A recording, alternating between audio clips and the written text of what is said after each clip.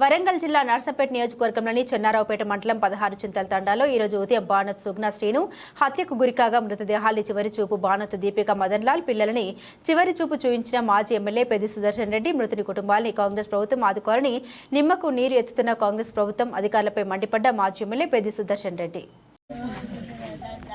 గత అర్ధరాత్రి జరిగినటువంటి ఘటన చాలా విచారకరం.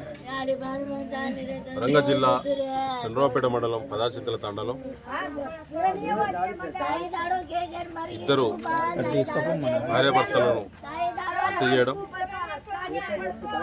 వారి బిడ్డ పైన కూడా అగత్యానికి పాల్పడి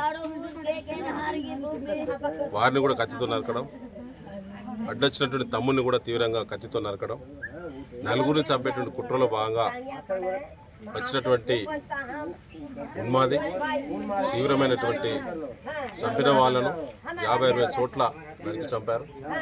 చచ్చిపోయినటువంటి బాడీస్ పైన తీవ్రమైనటువంటి గాయాలు ఉన్నాయి. ఆ తర్వాత వాళ్ళ అమ్మాయిని కానీ వాళ్ళ బాబును కూడా అదే పద్ధతిలో తీవ్రంగా కత్తితో నరకడం జరిగింది. వాళ్ళిద్దరు కూడా ప్రాణాపాయ స్థితి నుంచి బయటపడ్డారు. వారికి సర్జరీస్ ఉన్నాయి. ముఖ్యంగా బాబుకి తీవ్రమైన మరి గాయాలు ఉన్నాయి కాబట్టి సర్జరీ అర్జెంట్గా చేయాలని చెప్పారు. మల్టిపుల్ ఇంజరీస్ ఉన్నాయి. అమ్మాయి కూడా 2 చేతుల పైన కూడా 2 సార్లు కూడా కత్తితో నరకడం, ఇవన్నీ కూడా మరి ఈ ఘటనను తీవ్రంగా బీఆర్ఎస్ పార్టీ ఖండిస్తూ ఉన్నది. దాదాపు 24 గంటలు అవుతుంది సంఘటన జరిగి. అధికార బాధ్యులు కానీ ఈ ప్రభుత్వ ప్రతినిధులు కానీ పోలీసు ఉన్నతాధికారులతో పాటుగా జిల్లా కలెక్టర్ గారు కూడా ఇప్పటివరకు స్పందించలేదు కాక ఎన్నికైన అధికార పార్టీ ప్రజాప్రతినిధులు ఒక్కరు కూడా ముఖం కూడా చూపెట్టకపోవడం చాలా బాధేస్తూ ఉంది. నిజం కూడా ఇంత విచారకరమైన సంఘటన తెలంగాణ రాష్ట్రంలో కాదు, ఉమ్మడి తెలుగు రాష్ట్రాలలో ఆనాటి ఉమ్మడి ఏపీలో కూడా ఎప్పుడు జరగలేదు. ఇంత తీవ్రమైనటువంటి ఘటన కూడా ఇప్పటివరకు ప్రభుత్వ ప్రకటన రాకపోవడం, స్థానిక ఎమ్మెల్యేతో పాటు స్థానిక ఎంపీ గారు కానీ జిల్లాలో 2 మహిళా మంత్రులు ఉన్నారు, కొండా సురేఖ గారు, సీతక్క గారు, ఇప్పటివరకు స్పందించకపోవడం, హోంశాఖకు లా అండ్ ఆర్డర్ మెయింటైన్ చేయడానికి ప్రత్యేకంగా మంత్రి లేకపోవడం, ముఖ్యమంత్రి రేవంత్ రెడ్డి దగ్గరనే హోంశాఖ పెట్టుకొని ఇవాళ అనేక హృదయ విదారకమైనటువంటి సంఘటనలు చాలా జరుగుతూ ఉన్నాయి. ఈ రాష్ట్రంలో లా అండ్ ఆర్డర్ లేదు. అసలు నర్సంపేటలో ఏం జరుగుతుందనేది ఎవరికి అర్థమైతలేదు. ఘోరమైనటువంటి సంఘటనలు, అనేక హత్యలు జరుగుతూ ఉన్నది. నిన్నొకటి జరిగింది. అంతకంటే ముందు వాళ్ళ పోలీస్ సబ్ ఇన్స్పెక్టర్ కూడా ఉన్నతాధికారుల యొక్క వేధింపులతో సూసైడ్ చేసుకుంటే కూడా దిక్కులేదు.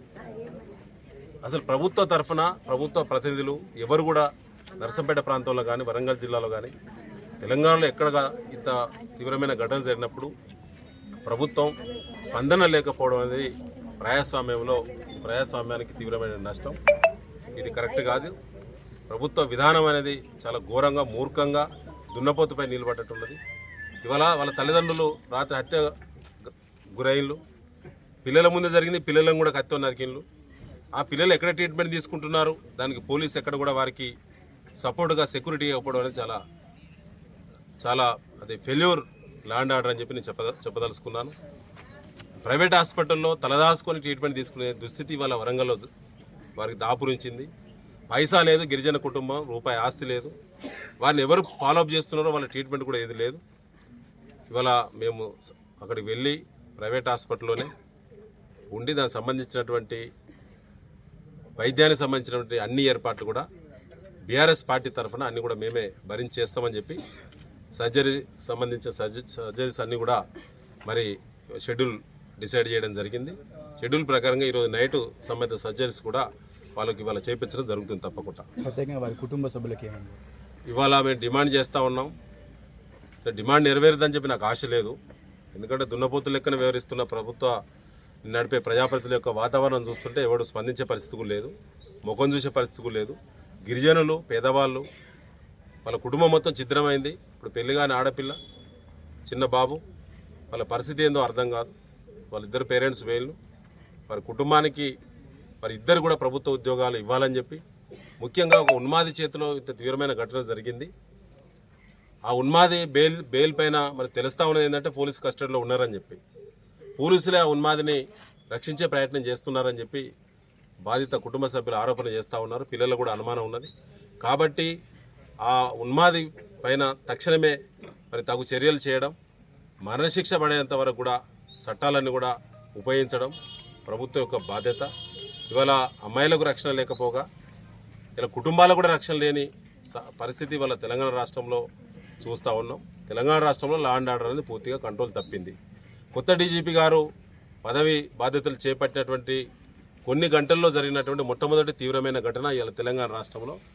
కొత్త డీజీపీ గారు తప్పకుండా దీనిపైన న్యాయం చేస్తారనేటువంటి దానిపైన వారికి కూడా ఇప్పుడు పిల్లలు రికవర్ అయిన తర్వాత వారి అపాయింట్మెంట్ కూడా బీఆర్ఎస్ పార్టీ తీసుకొని డీజీపీ దృష్టికి ఈ ఘటనకు సంబంధించిన అన్ని ఆధారాలు వివరాలతో కూడినటువంటి కంప్లైంట్ డీజీపీ గారు కూడా చేయడం జరుగుతుంది.